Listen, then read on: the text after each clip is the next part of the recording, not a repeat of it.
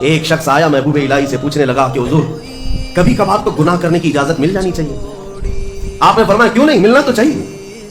وہ خوش ہو گیا, کیا گناہ کرنے کی اجازت ملتی ہے؟ کہا بالکل ملے گی میری طرف سے. خوش ہو گیا, کہا کہ حضور بتائیے کیا ہے, کیسے کر سکتے ہیں؟ کبھی کوئی کبھار چھٹی تو ہونی چاہیے گناہ کرنے کے لیے, ہفتے میں ایک بار, مہینے میں ایک بار. محبوب الہی نے فرمایا بالکل, دو شرطیں ہیں میری, اگر وہ پورا کر لے تو تجھے اجازت ہے میری طرف سے گناہ کرنے کی. کہا بتائیے.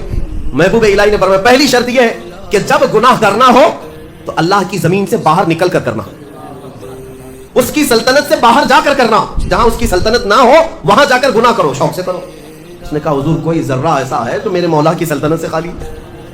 کوئی ایسی جگہ ہے جو اللہ کی خدائی سے خالی ہے؟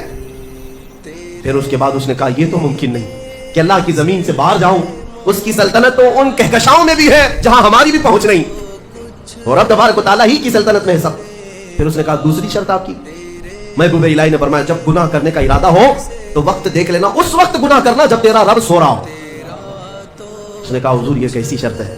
میرا مولا تو وہ ہے لا تأخذہ سنۃ ولا نوم, میرا رب وہ ہے جسے نہ اونگ آتی ہے نہ نیند آتی ہے, وہ پوری کائنات کے لیے حی اور قیوم ہے.